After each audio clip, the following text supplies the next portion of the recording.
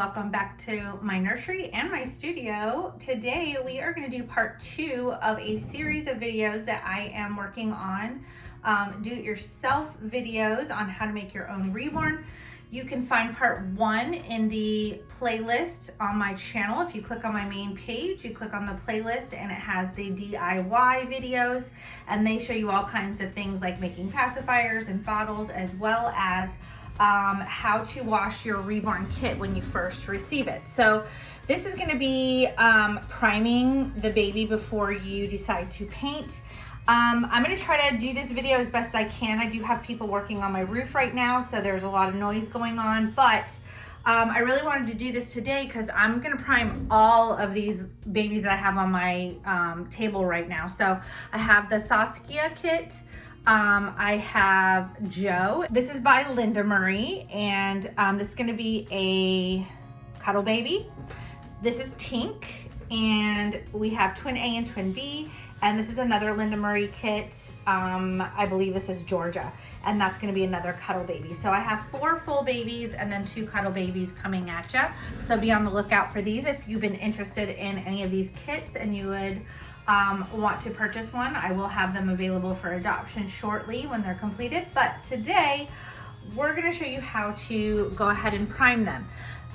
You need a primer on your babies before you start on them because their vinyl is very porous and it will soak up a lot of your paint, and it's a waste of time and energy and money if you have to keep doing hundreds of layers on these kits because it just keeps soaking it up. So a primer will keep that from happening, and it will also this was a huge learning curve for me because there's not a lot of videos out there that talk about this, but when you're doing your kits, you want to make sure that you get that primer in all the little creases, especially in the fingers and toes.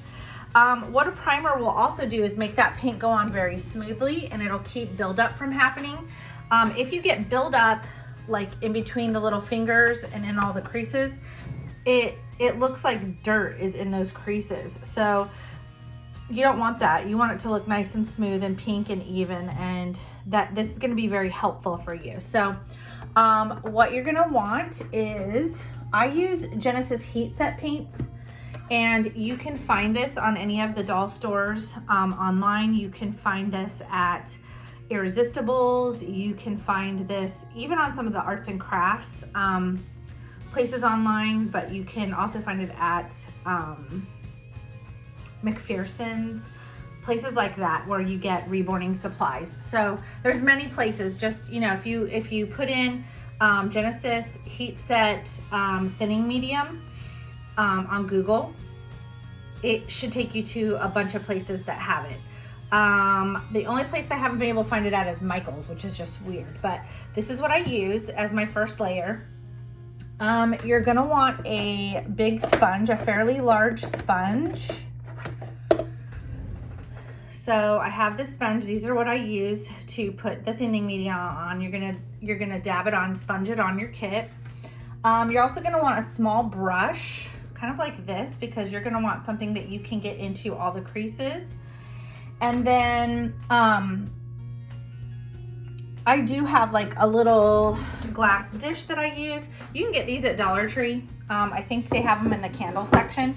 And then I got this from Home Depot. I just use this little spatula so that I can get my thinning medium out. But you can use a disposable spoon. You don't have to use this. I use this for other reasons, so that's why I have that. But so I'm gonna get some thinning medium, and I'm gonna use a lot. You're not gonna need a whole lot for one kit, like maybe a tablespoon worth or a teaspoon worth. But I'm gonna get a fairly good amount on my dish because I have like 6 babies to do. So I'm just gonna show you how to do one of these babies. I'm gonna set this up real quick here for you. We're gonna move one out of the way, and I'm just gonna show you how to get into all the creases and things like that.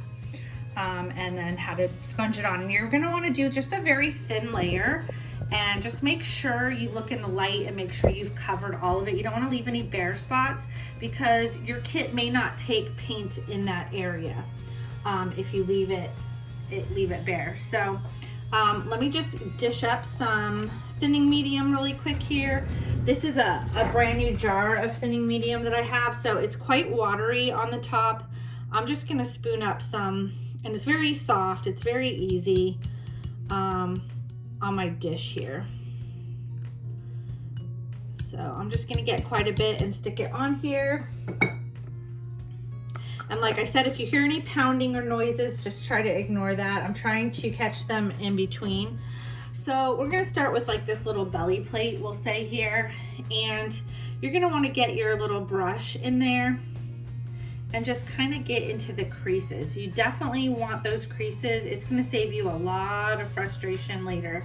So I go over any little creases that I have first and just make sure I get a good amount in there. And then I put some on my sponge.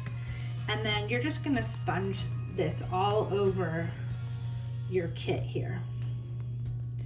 And you just wanna do a really thin layer. It does not have to be thick because you want it to dry pretty fast. And this should dry, usually this will dry within a few hours, this thinning medium. But I would give it a while. I would give it like 5 or 6 hours, and then you can bake it. And we'll get into baking your kits in another video because I want to show you how to use a new wave oven and how to set your temperatures and what temperatures you need to bake this at. But see how it's just kind of shiny and thin? So that's a layer there. You just need to do one layer, that's all.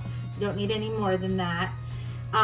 So when you're doing like the head and the hands and feet and stuff, you want to get into all your creases. Don't goop it in there, just try to spread it nice and thin because you don't want a gob of it in there and not be able to paint. So my sponge will also soak up a lot of this. I've learned my lesson about making sure I get inside the nose really well because you do have to do some shadowing work in there later, and you're gonna wanna be able to get that paint to stick fairly well in there. So if you have a lot, like an excess amount, like right now on your brush, it's okay because your sponge will pick it up later. And you can use some of that, pick up some more, and use it in these creases here. So I have all my creases, and before you dip this in any more, your sponge, you can go over if you feel like you have a lot of varnish or thinning medium, I mean. If you feel like you have a lot, just go over it with your sponge first before you add any more. So I'm just gonna go over these areas and kind of soak up some of this thinning medium. See, so that's not so bad. And then now I'll go ahead and dip my sponge in some thinning medium and I'll do the head. Hopefully you're in a well-lit area. I would suggest getting some good lighting before you start painting. And that way you can see, it's very shiny, so you can see areas that you may have missed or spots that you may have missed. It's pretty easy to tell where you've gone with this.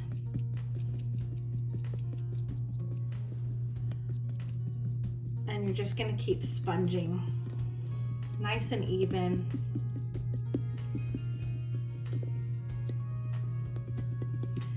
You can definitely tell I haven't gotten her cheeks yet or her chin.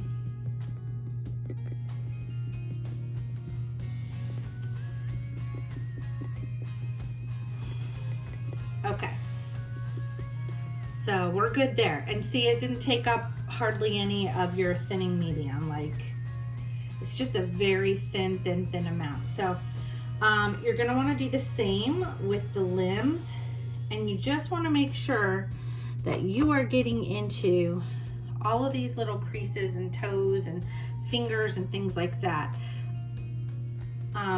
You just don't want to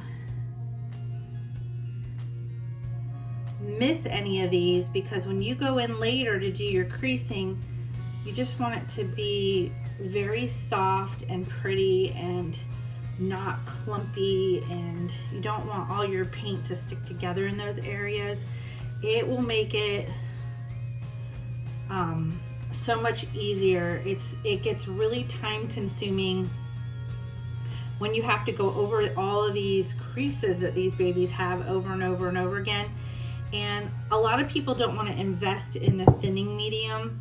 I believe I pay like $15 for a jar or $12 for a jar for the thinning medium. The varnish is more expensive, but a lot of people don't want to invest in the thinning medium, but your paints are way more expensive, and this saved me so much paint. So I see it as a great investment.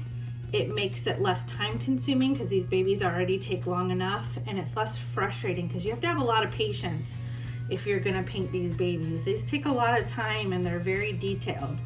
So it saved me a lot of frustration. It's totally worth it in the long run. So there you go. And you're just gonna do all the other limbs exactly the same. You're gonna wanna allow this to dry. Like I said, I usually leave about 5 or 6 hours, but you can tell when they're dry, they don't have this shine to them. They become very flat, and it looks dry. This looks very wet. So make sure you're in a space where you don't have animals, where you don't have dust. Like, I clean my areas really well before I get started. I even wash out my trays, these drying trays, to make sure there's no dust in them, because stuff will fly into this wet medium and will stick, and you'll end up with hairs or dust or whatever. So you need to have a workspace that's free of any kind of pets. I don't allow my pets in the nursery or anywhere near my studio. I have a gate up, and you know, this is a space that I keep very clean. I wipe down all my surfaces. I wash my hands first. It's very important when you're working with the thinning mediums and the varnishes not to have things that are gonna fly into them. Like, you might be tempted to turn on a fan. Do not do that. I've had to learn that the hard way. If you have any dust on that fan, it's gonna just splatter it all over the place. So don't do that. Don't turn on a fan. Just wait, let them air dry, and just wait the time required to let those fully dry before you bake them. So thank you for joining me on this video. We got away with it without hearing a lot of pounding and stuff on the roof, thank goodness. And I will see you guys for part 3 on getting your oven set up and ready to bake these babies. You're gonna want to invest in a New Wave oven, but you don't have to make a huge investment. You can actually find New Wave ovens on Facebook Marketplace is where I find mine. I don't pay hundreds of dollars for these. I find them brand new on there.